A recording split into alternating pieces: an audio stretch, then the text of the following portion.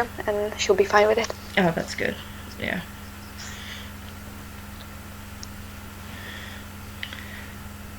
Okay, let's check.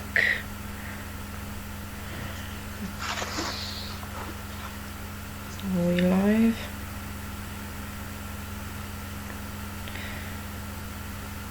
I can't tell if my phone's being slow because of my internet or because it's on 12%.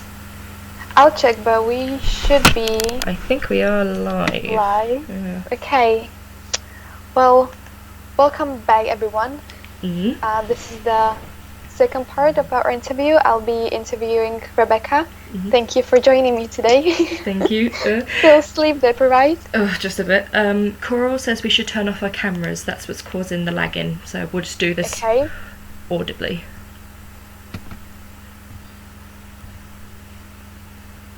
Okay, cool. Yep. So we should be fine. Okay, Rebecca, thank you. So I'd like to probably start asking you about, you have 2 projects that you're working on, and what do you think we would start with the Ride on a Line? The project that I know that it's a continuation of the last semester or last year's one. So would you like to tell us more about that? Okay, yeah, sure. Right on the Line was lost the word. This is how sleep deprived I am. It was a live writing performance at the winter show. So it started off with I asked people for donations of words, so that I could take those words and be inspired by them. So I could show how such a small thing as a word creates like this massive story. So I've done almost about 90 stories, I think, since then. Like since the winter show, I've published 90 stories on my own website, and yeah, it's just snowballed since the winter show. Wow, I remember seeing it, and I love about your work the raw aspect of it. I remember doing the takeover in the second year, and during the winter show that you would be reading, and you would you would make a little mistake, or during typing you would make a little mistake, you would have to delete it. And I love these aspects. And as you said as well, that you never imagine yourself performing, and yet you are. Would you like to say something more about that? Yeah, sure. Yes, I never expected that I'd be performing. I went into creative arts thinking that, okay, I can do a little bit of creative writing, I can do a little bit of film and TV, so I can do a bit of script writing for that, and I can do a bit of fine art because I'm interested in that, but I did not expect that I would be doing contemporary art, and within that I didn't think I'd be doing performance, because I've been terrified of performing by myself since I can remember. I'm okay in a chorus or something like that. I was always in like choirs and big productions of musicals when I was in school, but I would always be in the chorus and I was comfortable with that. But I did not expect to be to have a solo performance. So I feel like it's quite selfish to say, but I know it's not. I am proud of myself for getting here, because I know it's not been an easy journey. It definitely has not. So I am proud of the journey I've made. Absolutely, Rebecca, absolutely. And I'm so proud of you as well. It's amazing, and this is also the beauty of creative arts, that we all have these different journeys and we just see each other, and we are still classmates, although doing completely different things. It's beautiful. And I also am really interested about the donation of the words, and then you definitely getting loads of words from donators. And what is the process of you choosing the word that you'll be working on? Is it the first one that you see, or you kind of go through them and wait for the spark of inspiration? How does it work? I have to say, I want to say I'm proud of you too, because you've dealt with a lot as well, I know, and you've come a long way. I think we all have, that's definite.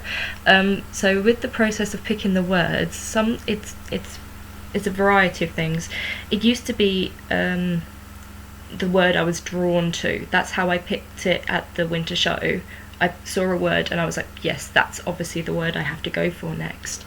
But as I had a lot more words, I realised that I couldn't be picky. I couldn't let inspiration strike. I also had to force myself to write if I wanted to get through these words. And I only have like 4 words left, and and I did that on purpose because I wanted to write stories about my experience with Freedom in Isolation exhibition.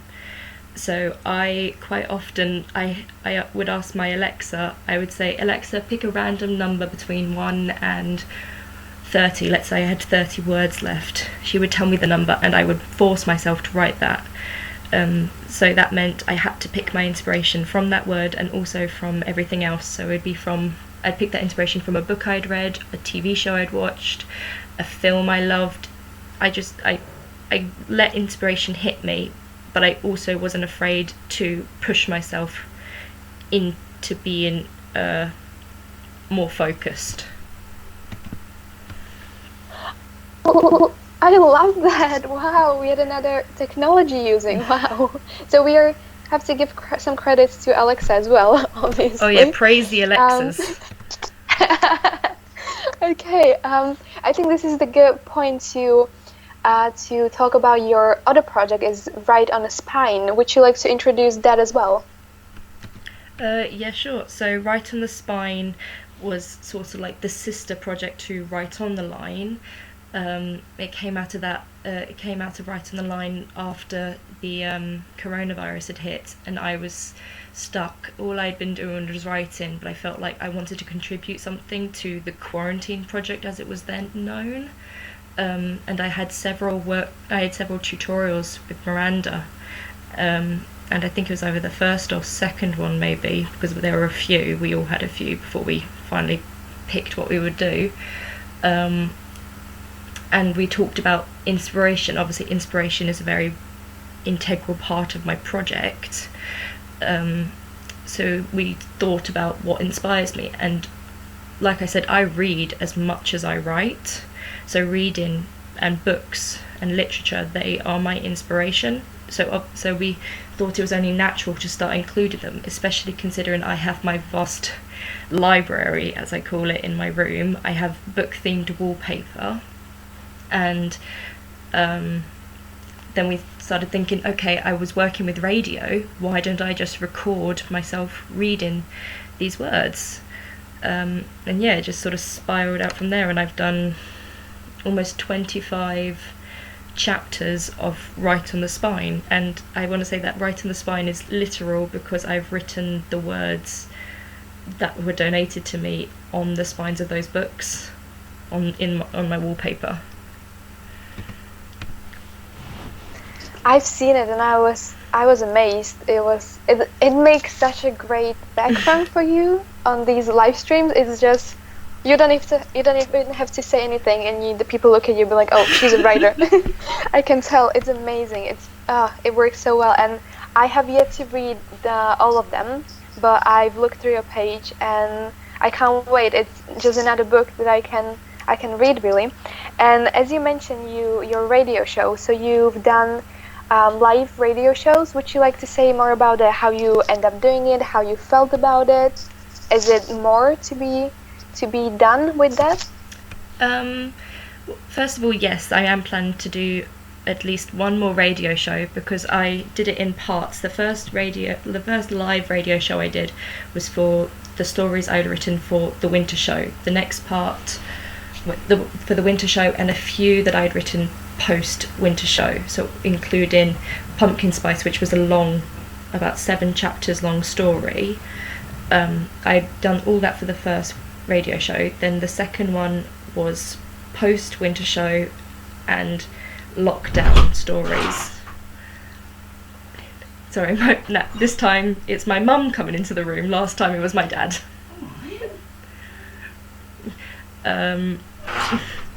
Live audience. Yeah, live audiences. I've completely lost where I was. so yeah, the live shows, and the last one I'm planning is going to be the rest of the stories that I have yet to have read out. So that's what's to be left. And with the radio show, it just came because I did script writing for the last year and a half. I started it in second year, and then I did a year-long project for third year. And Lucy, who was brilliant, my professor, she said that scriptwriters should seriously consider writing for radio, because that's a medium that people have forgotten about radio stories and radio plays. So that's how it sort of it got the ball rolling for me. Okay, I can do that, because it's also like Audible. It's both old and new technologies, and I was planning to incorporate that in the art centre. And then I thought, well, I can still do it now. I can still do it at home. All I have to do is buy my own radio channel, and I did it for, I think it's a European one, so it cost about €5 per month. So I have not spent that much at all on having my own radio station. This is amazing. I can't wait to get the chance to listen to you again, to the show. I can't wait for the next part. And the last thing that I want to touch up on is that this Livestream exhibition, online exhibition, because you were with all of us from the beginning. You're nearly at the end. You had your live streams. You were a workshop leader, and you were part of basically everything. So tell me how you felt about everything. Your first individual live stream, the workshop, the others workshops, everything. Again, the word I would have to use is proud, but it's not pride in myself, it's pride in all of us, because we have done an absolutely balls to the wall fantastic job. I'm so proud of all the work we have accomplished, and even though we're so tired, we're so weary, and we're so ready for it to be over, it has been a marvellous experience, and I would definitely not change any of it, other than the fact that maybe I should have had a nap at some point. But yeah, I think that's all I have to say. Yes, maybe your coffee number 7 was supposed to be the nap, but you're doing amazing. The workshop was really, really great, and that was the workshop that you were supposed to do for the group workshops, right? The yes, website, was it? I came up with the idea for the group workshops, but there were too many ideas and not enough workshops left, so I thought, okay, there's a workshop space free during the timetable, I might as well volunteer to do it, because I have an idea. It's easier than someone else trying to come up with an idea to fill a gap. Yes, I was really happy that you get the chance to do it, and I'm so happy that I took part. I was so tired, had a headache, but actually as the workshop was going, the headache went away, because it was so private. It was just 4 of us, and it was so lovely, and it was so quiet also, and so like kind of slow and amazing, and I felt like that was kind of the nap that I needed, that I was just listening to others telling the stories and these things. And also, very last question, can you remember the first book that you ever read? Oh, that's a very, very tricky one. The first book that I definitely remember reading myself was The Magic of the Faraway Tree, but another book by Enid Blyton. But I also definitely remember this A to Z book I had in German, because I was born in Germany and lived there for a bit. So a few of my baby books were in German. So that I also have some small memories of that. That's lovely. I just see that Sean asked about the radio station, what it's called, but Carl already sent the link, so that should be okay. And yeah, that's it for me. Thank you so much for just being honest again. It was really enjoyable. I love your projects, and I can't wait to see more, to see the radio show, to listen to the radio show, yeah, and to just see what you will become in even Oh more yeah, I years. look forward to seeing the work you make as well, and thank you for all these questions. You've been brilliant, and you've definitely been a rock, obviously for the last 3 years, but most definitely for the last 24 hours. We've had to rely on each other a lot, and it was just brilliant. Thank you so much. Absolutely the same goes Thank to you. you. Thank you so much. Thank you, thank you. We have 2 2 more more hours hours, left. so I'll see you. And Then then we sleep. get to sleep. You Okay, too. stay strong. Bye. Bye.